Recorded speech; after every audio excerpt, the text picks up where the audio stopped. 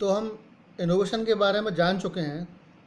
तो नेक्स्ट जो हमारा टॉपिक है वो क्या है? डिफ्यूजन, अभिसरण, कि इनोवेशन का किस प्रकार से डिफ्यूजन होता है और क्या क्या प्रक्रिया है आती हैं इसके अंदर में, कौन कौन से एलिमेंट्स हैं।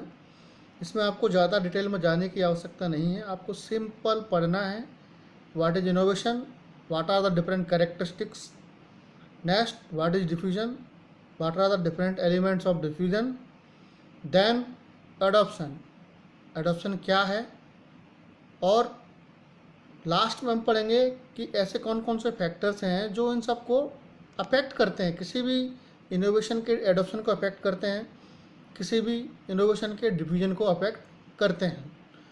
तो अभी हम पढ़ने जा रहे हैं डिफ्यूजन। डिफ्यूजन यानी कि हिंदी में इसका मीनिंग होता है अभिसरण, संचार होना या डिफ्यूज होना, या एक स्थान से दूसरे स्थान पर जाना। किसका जाना? इनोवेशन का। तो डिफ्यूजन की क्या डेफिनेशन है वो मैं आपको बताता हूँ। Diffusion can be defined as a process by which an innovation is communicated through certain channels over a certain period of time among the members of a social system। तो इस परिभाषा को जब हम धीरे धीरे से जानने का प्रयास करेंगे तो इस प्रकार परिभाषा से हम ये जानेंगे कि डिफ्यूजन एक प्रक्रिया है। कौन सी प्रक्रिया है? एक प्रक्रिया है जिसमें एक नवाचार का संचार कई संचार माध्यमों से कई समय में एक सोशल सिस्टम या एक सामाजिक सिस्टम के मेंबर्स के में उसका संचार किया जाता है। यानी कि diffusion can be defined as a process by which an innovation is communicated through certain channels over a certain period of times among the members of a social system। यानी कि कोई भी नवाचार का संचार विभिन्न संचार माध्यमों के द्वारा उस कई पीरियड या कई समय में एक समाज के सदस्यों में होता है या किया जाता है, तो उसको हम अभिसरण कहते हैं। अब हमने जाना कि डिफ्यूजन का डेफिनेशन क्या होता है। आप परिभाषाओं को अलग अलग बुक्स से भी देख सकते हैं। मैंने जो उसकी एक आइडियल डेफिनेशन है वो मैंने आपको बताने का प्रयास किया है। अभिसरण की परिभाषा आप हिंदी में भी कई बुक्स में देख सकते हैं। अभी मेरे पास हिंदी की बुक्स नहीं है तो मैं आपको उसका एग्जैक्ट हिंदी का डेफिनेशन नहीं बता पा रहा हूँ। आप किसी बुक से देख लीजिएगा और या को नहीं मिले तो मेरे को बताइएगा, मैं उसका फ़ोटो खींच के आपको सेंड कर दूँगा। तो डिफ्यूजन मीन्स क्या होता है कि कोई भी इनोवेशन को एक पर्टिकुलर टाइम पीरियड में डिफरेंट जो उसके कम्युनिकेशन मेथड्स हैं उसका उपयोग करके जो members of A social system, एक सोशल सिस्टम के मेंबर्स में उसको पहुंचाया जाता है इनोवेशन को, तो उसको बोलते हैं डिफ्यूजन। अब कुछ साइंटिस्टों का कहना यह है कि डिफ्यूजन एक प्रकार का कम्युनिकेशन है, जो कि एक हद तक सही भी है। कम्युनिकेशन में हम क्या करते हैं? कम्युनिकेशन में हम एक मैसेज को डिफरेंट चैनल्स के थ्रू डिफरेंट ऑडियंस के पास भेजते हैं। इसमें क्या करते हैं? इसमें हम एक इनोवेशन को कम्युनिकेशन मेथड्स को यूज़ करके सर्टेन टाइम्स ऑफ पीरियड और एक सोशल सिस्टम के मेंबर्स में हम उसको पहुंचाने का प्रयास करते हैं। लेकिन क्योंकि कम्युनिकेशन में तो हम बस एक समाचार या एक इंफॉर्मेशन बताते हैं किसी पर्टिकुलर टेक्नोलॉजी की, मेथड्स की, प्रैक्टिसेस की और कई नई चीज़ों की। तो लेकिन डिफ्यूजन में क्या करते हैं हम? डिफ्यूजन हम इनोवेशन को कम्युनिकेट करते हैं। इसमें कोई मैसेज है, मैसेज इसमें भी है, लेकिन मैसेज किसका है? या तो किसी टेक्नोलॉजी से संबंधित है, और कौन सी टेक्नोलॉजी से संबंधित है? नई टेक्नोलॉजी से। कम्युनिकेशन में वो पुरानी टेक्नोलॉजी भी हो सकती है, नई भी हो सकती है, लेकिन डिफ्यूजन में हम नई टेक्नोलॉजी का या नई इनोवेशंस का हम ट्रांसफ़र करते हैं, डिफ्यूज़ करते हैं या अभिसरण करते हैं। अब हम पढ़ते हैं कि डिफ्यूजन के कौन कौन से एलिमेंट्स होते हैं। कम्युनिकेशन के भी एलिमेंट्स होते हैं, तो जो मेजर डिफरेंस है कम्युनिकेशन और डिफ्यूजन की प्रक्रिया में वो उसके एलिमेंट्स में है। आपको सिर्फ ये जानना है कि डिफ्यूजन क्या होता है और डिफ्यूजन के कौन कौन से एलिमेंट्स होते हैं, या उसके जो अभिसरण की जो क्रिया है या प्रक्रिया है उसके कौन कौन से मुख्य घटक होते हैं। तो वो मैं आपको समझाने का प्रयास करता हूँ। तो डिफ्यूजन के कौन कौन से यहाँ पर एलिमेंट्स हैं। डिफ्यूजन के मुख्यतः 5 एलिमेंट आते हैं इस प्रक्रिया में। तो पहला एलिमेंट कौन सा है, इनोवेटर्स। दूसरा इनोवेशन। तीसरा कम्युनिकेशन चैनल। चौथा है members of A social system. और लास्ट है कॉन्सिक्वेंसेस ओवर टाइम। जब हिंदी में इसको हम समझने का प्रयास करेंगे तो पहला क्या लिखा है, नवाचारकर्ता, नवाचार। दूसरा यानी कि इनोवेशंस। तीसरा है कम्युनिकेशन चैनल यानी कि संचार माध्यम। और चौथा है members of A social system यानी कि एक समाज के सदस्य। और लास्ट है यानी पांचवा कंसिक्वेंसेस ओवर टाइम या consequences over a period of time भी बोल सकते हैं। तो डिफ्यूजन के पहला एलिमेंट्स क्या है, इनोवेटर्स। दूसरा एलिमेंट इनोवेशंस। तीसरा element communication channels. Fourth element या चौथा एलिमेंट क्या है, members of A social system. और लास्ट है कॉन्सिक्वेंसेस ओवर टाइम। हिंदी में पहला क्या हो गया, नवाचारकर्ता। दूसरा नवाचार। तीसरा संचार माध्यम। चौथा सामाजिक सदस्य या एक समाज के सदस्य। और पांचवा है समय आधारित परिणाम यानी कॉन्सिक्वेंसेस ओवर पीरियड टाइम या over a period of time. तो अब हम इसके एलिमेंट्स को समझते हैं। डिवीजन में हमको ज़्यादा नहीं पढ़ना है, डिवीजन क्या होता है और उसके एलिमेंट्स, बस इतना काफ़ी है आपके लिए। तो डिफ्यूजन के कौन कौन से एलिमेंट्स हैं। पहला है इनोवेटर। इनोवेटर्स यानी कि ए पर्सन और a unit who innovates innovations यानी कि ऐसे व्यक्ति या व्यक्तियों का समूह जो कि इनोवेशंस करते हैं या जो भी नई मेथड्स, नए प्रयोग, न्यू आइडियाज़, इन सब को जो जन्म देते हैं या इनका जो निर्माण करते हैं उनको बोलते हैं इनोवेटर्स। तो जो इनोवेशन को पैदा करते हैं यानी जो इनोवेट करते हैं उसको हम बोलते हैं इनोवेटर्स। दूसरा क्या हो गया इसका प्रमुख घटक, इनोवेशंस। इनोवेशंस यानी हम अभी अर्लियर डिस्कस कर चुके हैं कि इनोवेशंस यानी कि new techniques, new practices, new methods that is perceived bye A social system. यानी कि कोई भी नई विधि, नई तकनीकी जो कि अंगीकारकर्ताओं के द्वारा उसको नया समझा जाता है या माना जाता है, तो उसको हम बोलते हैं इनोवेशन।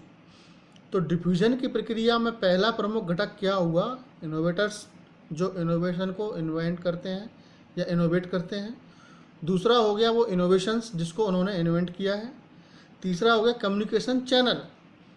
कम्युनिकेशन चैनल यहाँ पर समझने की चीज़ है कि कम्युनिकेशन चैनल क्या होता है। तो कम्युनिकेशन चैनल यानी कि वे सारे माध्यम जिस पर आधारित होकर कोई सूचना या किसी नवाचार से संबंधित सूचना, कोई विधि से संबंधित सूचना ट्रांसफ़र होती है, यानी उस पर आधारित ही उसको ट्रांसफ़र किया जाता है। तो इसके ट्रांसफ़र में जिन जिन माध्यमों का हम यूज़ करते हैं उनको हम बोलते हैं कम्युनिकेशन चैनल। तो जब हम कम्युनिकेशन चैनल को भी, मैं आपको एक कम्युनिकेशन पे भी एक लेक्चर तैयार करूँगा आने वाले दिनों में, तो मैं आपको और डिटेल में समझाऊंगा उसको कि कम्युनिकेशन चैनल क्या होता है। तो कम्युनिकेशन चैनल आप यहाँ पर बस ये समझ लीजिए कि वे सारे माध्यम जिनके सहायता से या जिनके द्वारा हम नवाचार को प्रसार करते हैं। माध्यम कुछ भी हो सकता है, इंडिविजुअल माध्यम, जैसे कि इंडिविजुअल जो मेथड्स होते हैं, इंडिविजुअल जो चैनल्स होते हैं कम्युनिकेशन के, जैसे टीवी के थ्रू करते हैं, मीटिंग के थ्रू करते हैं, ग्रुप मीटिंग के थ्रू करते हैं, मेला लगा के बताते हैं, प्रदर्शनी लगाते हैं। तो जब हम कम्युनिकेशन टॉपिक पढ़ेंगे तब मैं आपको और डिटेल में बताऊंगा। यहाँ पर आप ये समझने का प्रयास करिए कि वे सारे माध्यम जिनकी सहायता से एक इनोवेशन को कम्युनिकेट किया जाता है उसके टारगेट ग्रुप यानी उसके इनोवेटर्स के लिए, उसके एडॉप्टर्स के लिए, और उस जब एक नवाचार को विभिन्न माध्यमों के सहायता से संचारित करके अंगीकरणकर्ताओं के पास पहुंचाया जाता है तो वे सारे माध्यम संचार माध्यम कहलाते हैं। चौथा इसका मेजर एलिमेंट्स क्या है? Members of A social system. अब बात आती है कि सोशल सिस्टम क्या होता है। तो सोशल सिस्टम मतलब ये होता है कि जो ऐसे व्यक्तियों का समूह जो कि आपस में कुछ समानता रखते हैं और उन सब का एक उद्देश्य लगभग समान होता है, जिसकी पूर्ति के लिए वो सारे सम्मिलित होकर प्रयास करते हैं। तो सोशल सिस्टम मीन्स क्या हो गया? A system which is based या which is comprise of same peoples who have same goals, same opportunity, same method to accomplish their objectives.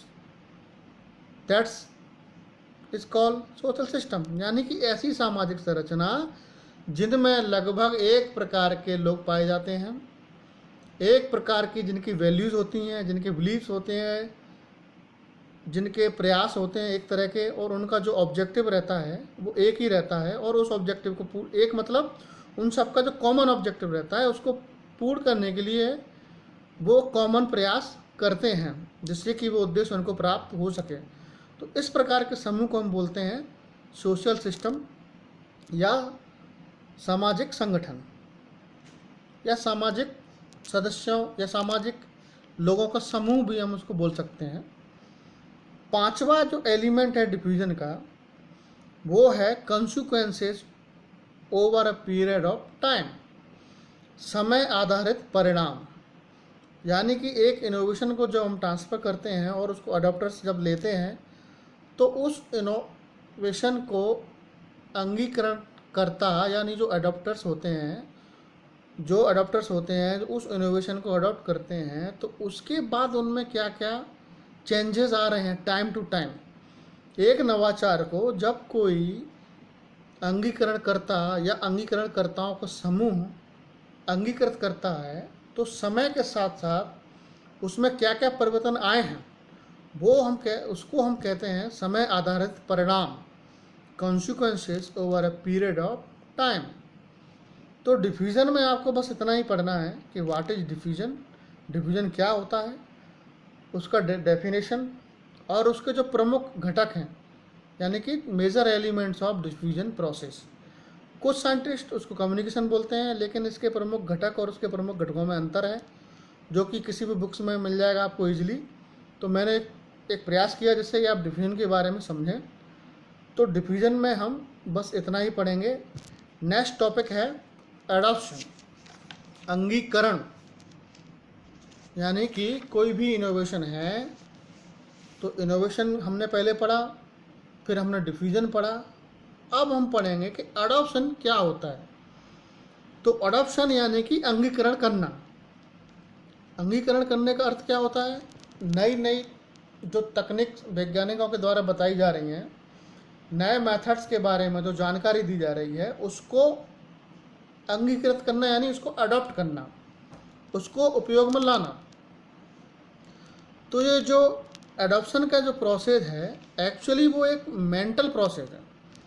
Mental process उसको इसलिए बोलते हैं क्योंकि जब भी कोई व्यक्ति, तो जब हम एग्रीकल्चर में व्यक्तियों की बात करते हैं तो अल्टीमेटली वो किसान ही के संबंध में हम जब बात करते हैं, तो जब कोई किसान किसी नई विधि, किसी नई टेक्निक या मेथड्स, प्रैक्टिसेस या कोई नई सूचना जो कि उसके काम की है, यानी कि जो उससे रिलेटेड है, और उसको जब वो अडॉप्ट करता है तो विभिन्न प्रकार की मानसिक स्थितियों से उसको गुजरना पड़ता है कि मैं यदि इसको अपनाऊंगा तो क्या होगा, यदि मैं इसको नहीं अपनाऊंगा तो क्या होगा, यदि मैं इसको पूरे क्षेत्र में अपनाऊंगा तो क्या होगा, और यदि मैं इसको अपना लिया तो फिर मेरा जो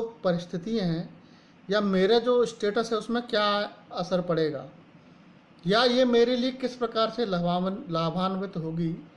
तो ये जो सारे टेस्ट हैं, टेस्ट यानी कि वो परीक्षण कर रहा है।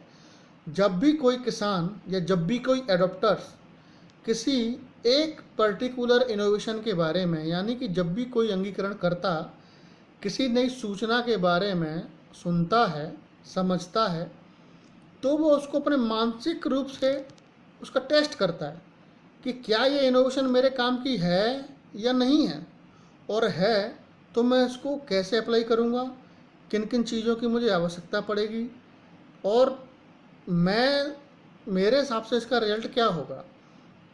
तो ये सारे टेस्ट वो कहाँ करता है? अपने दिमाग में, यानी मेंटली वो टेस्ट करता है कि यदि मैं इसको अपना लूँगा तो क्या होगा, नहीं अपनाऊँगा तो क्या होगा, और अपनाऊँगा तो मुझे किन किन चीज़ों की ज़रूरत पड़ेगी, और ये कितना तक, या और ये जो टेक्निक है, जो मेथड्स हैं, जो प्रैक्टिसेस हैं, वो कितना डिग्री तक मेरे को लाभ देंगी या बेनिफिट्स देंगी। तो ये सारा क्या करते हैं? मेंटली वो टेस्टेड करते हैं, मेंटली टेस्ट करता है। मतलब कि एक इनोवेशन के बारे में मैंने जाना है, मान लो यदि हम छत्तीसगढ़ के किसानों के संबंध में यदि हम बात करेंगे, तो जब छत्तीसगढ़ की बात आती है तो कहीं ना कहीं धान का नाम आता है। तो मान लो यदि हम किसानों को राइस की कोई ऐसी वैरायटी के बारे में बता रहे हैं कि आप इस वैरायटी को लगाइए तो आपका उत्पादन बढ़ेगा, और जो क्योंकि ये जो वैरायटी है वो आपके लिए ज़्यादा सूटेबल है, तो ये तो हमने इसको बता दिया। लेकिन किसान इन सारी जानकारियों को, उस वैरायटी के बारे में एक मेंटली टेस्ट करेगा अपने आप दिमाग में या अपनी मानसिक स्थिति में कि मैं इस वैरायटी को लगाऊं तो क्यों लगाऊं, क्या मेरी पहली वाली वैरायटी ज़्यादा अच्छी है, क्या इसको लगाने में आसानी होगी, क्या इसको लगाने से मुझे लाभ होगा, क्या पूरी ज़मीन में लगाऊं कि आधी में लगाऊं। तो एक मेंटली टेस्ट है। इसलिए एडॉप्शन की जो प्रक्रिया है उसको मेंटल प्रोसेस बोला गया है साइंटिस्टों के द्वारा। तो और सिंपल शब्दों में मैं यदि इसको समझाने का प्रयास करूं, साधारण तो इस प्रकार से हम समझ सकते हैं कि जब मान लो जब आप कपड़े खरीदने गए, आपने दुकानदार से बोला कि मुझे वो वाला कपड़ा चाहिए, क्योंकि आप सोच रहे हैं कि वो कपड़ा आप पे अच्छा लगेगा। तो दुकानदार बोलता है कि ये रहा आपका कपड़ा। फिर आप उस कपड़े को देखते हैं, ट्रायल रूम में जाते हैं, पहन के देखते हैं। अगर ट्रायल रूम नहीं हुआ तब आप क्या सोचते हैं? तब आप अंदाज़ा लगाते हैं। अंदाज़ा कैसे लगाते हैं? दिमाग से, कि क्या ये मेरे को फिट होगा। आपने सोच लिया कि ये तो मेरे फिट होगा। फिर आप सोचते हैं कि क्या ये कपड़े जब मैं पहनूंगा तो सामने वाला क्या सोचेगा, कह रहे ये तो अच्छा लग रहा है या ये अच्छी लग रही है। तो हम एक मेंटली टेस्ट लेते हैं कि जब ये कपड़ा है, इसको हम पहनेंगे तो कैसे लगेंगे, क्या ये हमारे बजट में है, क्या इस ब्रांड के कपड़े हम खरीद सकते हैं। तो ये सारे हम लोग असेस कर लेते हैं कोई भी सामान खरीदने से पहले। तो ऐसे ही किसान होता है। तो जब भी कोई उसको नई जानकारी, नई तकनीक के बारे में बताते हैं तो वो अपने दिमागी स्तर पे ही उसको टेस्ट कर लेता है कि ये मेरे काम का है कि नहीं है।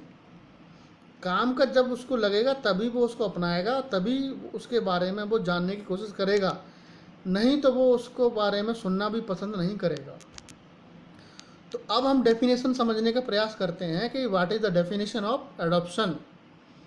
तो अडॉप्शन का डेफिनेशन इंग्लिश में कुछ इस प्रकार से है कि adoption is a mental process in which an individual is passes from several mental state from first hearing of an innovation to its final adoption। और भी डेफिनेशन है, कई बुक्स में दी गई हैं, आप उनको भी प्रेफर कर सकते हैं। बशर्ते वो डेफिनेशन स्टैंडर्ड की होनी चाहिए। ऐसा नहीं कि शिक्षा कुछ नहीं बस आत्मा की शांति है। तो आपको डेफिनेशन अच्छी लिखनी है, और किसी राइटर्स या किसी साइंटिस्ट के अकॉर्डिंग यदि वो डेफिनेशन आपको याद होती है तो आपके लिए ज़्यादा सूटेबल है, क्योंकि आंसर सभी लिखते हैं सबको, लेकिन इक्वल मार्क्स नहीं मिलते हैं। उसको लिखने का तरीका भी सबका अलग अलग रहता है। तो अडॉप्शन क्या हो गया कि adoption is a process through which an individual passes from first hearing of an innovation to its final adoption. यानी कि अंगीकरण एक मानसिक प्रक्रिया है जिसमें कोई व्यक्ति या कोई अंगीकरण करता विभिन्न स्तर की मानसिक परिस्थितियों से गुजरता है, जिसके दौरान या इस दौरान वह किसी नवाचार के बारे में सुनने से लेकर के उसको अंतिम निर्णय, यानी कि अंतिम निर्णय उसको अपनाने तक का सारा जो मेंटली परीक्षण कर लेता है, उसको बोलते हैं अडॉप्शन। तो इसीलिए अडॉप्शन प्रोसेस को मेंटल प्रोसेस बोला जाता है, क्योंकि अडॉप्शन एक इंस्टेंट डिसीजन नहीं है कि हमने वो कपड़ा देखा और हमने ले लिया। हम नहीं करते हैं ना कि हमको अच्छा लगा तो हमने ले लिया। तो जिस प्रकार से हम कपड़ा नहीं खरीदते हैं एक बार में देख के, उसी प्रकार से किसान या जो अन्य अडॉप्टर्स हैं किसी भी टेक्नोलॉजी के, तो उस प्रकार से वो भी नहीं उसको लेते हैं, वो भी इसको ग्रहण नहीं करते हैं जब तक वो उसका टेस्ट नहीं ले लेते हैं। तो वो अपने मानसिक रूप से टेस्ट लेते हैं, तभी वो जाके उसको अपनाते हैं। अब इस परिभाषा में बताया गया है कि सेवरल मेंटल स्टेज यानी कि विभिन्न मानसिक परिस्थितियों से जब किसान गुजरते हैं तो वो उसको अडॉप्ट करते हैं। अब एडॉप्शन के क्या है स्टेजेस हैं, अडॉप्शन के एलिमेंट्स नहीं हैं। अडॉप्शन के इम्पोर्टेंट क्या है स्टेजेस, यानी कि अंगीकरण की जो विभिन्न स्तर हैं। स्तर मतलब जब भी हम किसी भी चीज़ का स्टेज बताते हैं तो उन स्टेज को लिखने का एक सीक्वेंस होता है, और आपको उसी सीक्वेंस में उन स्टेजों को लिखना पड़ेगा। आप कोई भी स्टेज को ओवरलैप नहीं कर सकते हैं, किसी को आगे नहीं लिख सकते हैं, किसी को पीछे नहीं लिख सकते हैं। आपको वो सारी स्टेज वैसे ही लिखनी पड़ेंगी। तो मैं आपको बताता हूँ कि एडॉप्शन की प्रमुख स्टेज कौन कौन सी हैं। तो ये जो मैं आपको ये फिगर दिखाने की कोशिश कर रहा हूँ, ये एडॉप्शन की प्रमुख स्टेजेस हैं, जिनको कि मैं आपको PDF भेज चुका हूँ, आप उसको देख सकते हैं। पहला एडॉप्शन का स्टेज क्या है? अवेयरनेस। दूसरा क्या है? इंटरेस्ट यानी कि रुचि। अवेयरनेस यानी कि जागरूकता, इंटरेस्ट यानी कि रुचि। तीसरा है इवेल्युएशन यानी कि मूल्यांकन। चौथा क्या है? ट्रायल यानी कि परीक्षण। और लास्ट है अडॉप्शन यानी कि अंगीकरण। तो ये जो सारी स्टेजेस हैं, ये स्टेज आपको उसी प्रकार से लिखना पड़ेगा, तभी आपको पूरे मार्क्स मिलेंगे। पहला स्टेज हो गया अवेयरनेस। जब हमको अवेयरनेस आई फिर हमको इंटरेस्ट जागा तो हमने उसका एवोल्यूशन किया। एवोल्यूशन करने के बाद क्या हुआ? ट्रायल किया, और ट्रायल के बाद हमने क्या किया? उसको अपनाया। तो ये जो अडॉप्शन की डिफरेंट स्टेजेस हैं, उन स्टेजों को क्या है कि कई वैज्ञानिकों ने अपने अपने हिसाब से अलग अलग स्टेजों को बताया गया है। तो इस नोट्स में या इस लेक्चर में मैंने आपको जो स्टेजेस के बारे में बताया है, कौन कौन सी? अवेयरनेस, इंटरेस्ट, एवेल्युएशन, ट्रायल और अडॉप्शन। कई साइंटिस्टों ने उसको अलग अलग प्रकार से डिस्कस किया है, बताया है, मॉडल दिया है, जिसको हम अडॉप्शन की स्टेज के मॉडल बोलते हैं। तो आपके लिए उतना जानना डिटेल में आवश्यक नहीं है। आपको केवल ये जानना है कि अडॉप्शन क्या होता है, अडॉप्शन क्या होता है और अडॉप्शन की कौन कौन सी स्टेज हैं। तो ये जो स्टेज मैं आपको जो बताया रहा हूँ, वो स्टेज फार्मर्स की दृष्टि से ही रिकमेंड की हैं। इसको American society of rural sociology है, उसने इसको रिकमेंड किया है। आप उसको जानने का प्रयास ना करें, बस मैं आपको बता दिया। यदि आप लिख सकते हैं तो फार बेटर है, वो बहुत अच्छा है। नहीं लिख सकते हैं तो कोई दिक्कत की बात नहीं है, आप अडॉप्शन की स्टेज के बारे में लिखिए। और ये जो एरो का मैंने जो निशान बनाया है, जो बीच में आप एरो देख रहे हैं कि अवेयरनेस के बाद इंटरेस्ट, इंटरेस्ट के बाद एवेल्यूएशन, एवेल्यूएशन के बाद ट्रायल, ट्रायल के बाद अडॉप्शन। तो इस एरो का मतलब ये है कि पहले अवेयरनेस, जब अवेयरनेस हुई तो इंटरेस्ट हुआ, जागा, इंटरेस्ट जागा तो हमने एवेल्यूएट किया तो हमने उसको ट्रायल किया, और ट्रायल कर लिया फिर हमने उसको अडॉप्ट किया। तो इन स्टेजों के बारे में आपको थोड़ा थोड़ा बताता हूँ। तो अवेयरनेस, अवेयरनेस यानी कि जागरूकता। एक इनोवेशन का हमने डिफ्यूजन किया, यानी कि एक कोई भी नई टेक्निक, कोई भी न्यू मेथड, कोई भी न्यू प्रैक्टिस के बारे में हमने किसानों को बताया। हमने डिफ्यूजन किया कि भाई हम बता रहे हैं आपको, कम्युनिकेट किया कि हमने आपको ये कोई तकनीकी है, हमने उसके संबंधित आपको सारी जानकारी दे दी।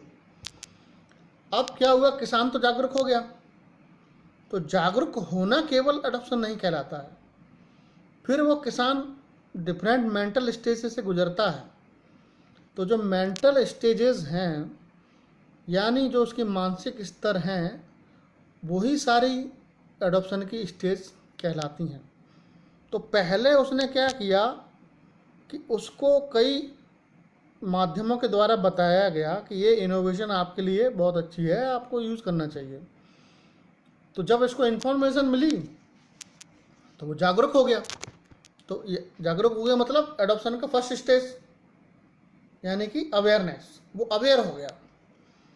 जब अवेयर हो गया, जब मुझे पता पड़ गया कि सिस्टम ऑफ राइस इंटेंसिफिकेशन यानी कि श्री विधि, जो धान लगाने का एक मेथड है, जब मुझे पता पड़ गया कि श्री विधि मेरे लिए आवश्यक है, तो मुझे इंटरेस्ट जागा कि मुझे साइंटिस्टों के द्वारा या किसी ऐसी अन्य डिफ्यूजन एजेंसीज हैं उनके द्वारा मुझे बताया गया कि श्री विधि आपके लिए बहुत उपयोगी है, आप इसको उपयोग करिए।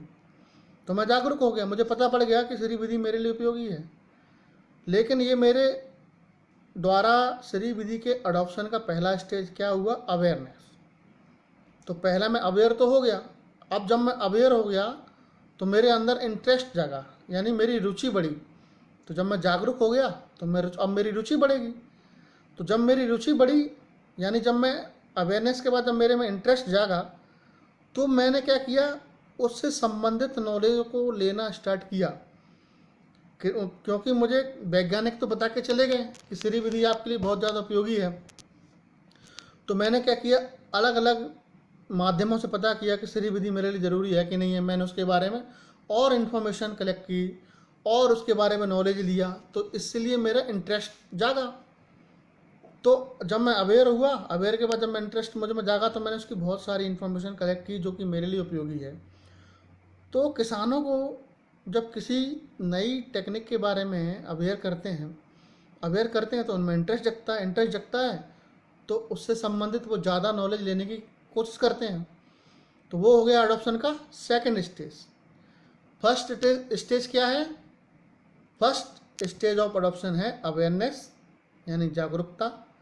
सेकंड स्टेज ऑफ अडॉप्शन क्या है, इंटरेस्ट। तो जब हम अवेयर हुए तो हम इंटरेस्टेड हुए कि अब हम अवेयर हो गए हैं, अब हम आगे बढ़े, तो हमें इंटरेस्ट जागा कि अब बता रहे हैं तो कुछ काम की होगी।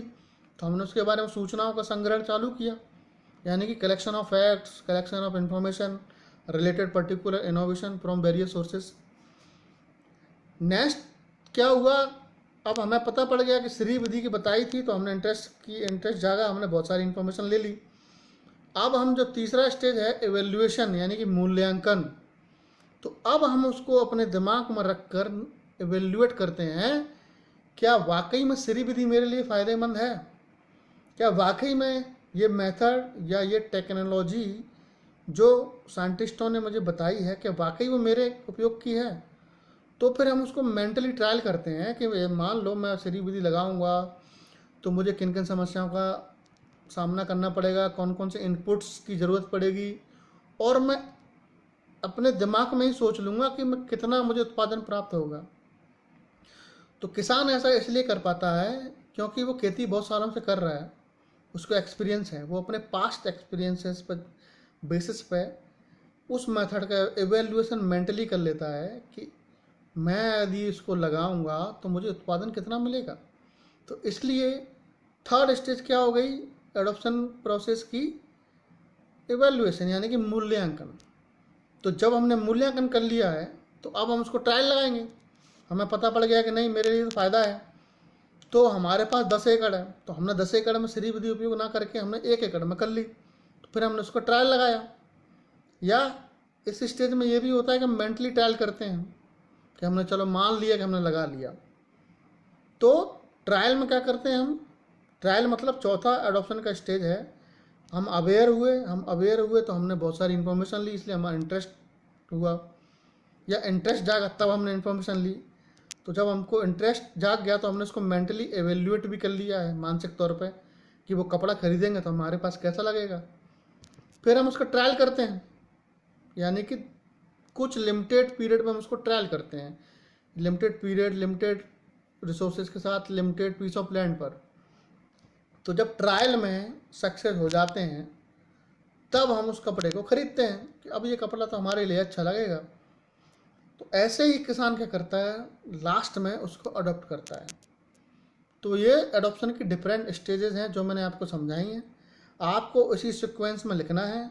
मैंने जो हैंड रिटन नोट्स आपके ग्रुप में डाला है आप उसको देख सकते हैं और किसी भी बुक में भी देख सकते हैं। तो अडॉप्शन की डेफिनेशन हमने पढ़ी, उस प्रक्रिया को जाना कि आखिर एडॉप्शन क्या होता है, उसके डिफरेंट स्टेजेस के बारे में हमने पढ़ा। अब नेक्स्ट हम पढ़ेंगे कि ऐसे कौन कौन से फैक्टर हैं जो कि इनको प्रभावित करते हैं। फैक्टर अफेक्टिंग से पहले हम अब एडॉप्शन डिफ्यूजन पढ़, इनोवेशन पढ़ लिए, डिफ्यूजन पढ़ लिए, अडॉप्शन पढ़ लिए। अब हम जानते हैं जो अडॉप्टर्स होते हैं उनकी कैटेगरी, क्योंकि ये क्वेश्चन आ सकता है, काफ़ी इंपॉर्टेंट है, आपको ज़्यादा नहीं जानना है और आपकी बुक्स में बहुत सारा मटेरियल मिल जाएगा अडॉप्टर कैटेगरीज के बाद। तो नेक्स्ट वीडियो में हम पढ़ेंगे अडॉप्टर कैटेगरीज और factors which are affect diffusion और and adoption of an innovations.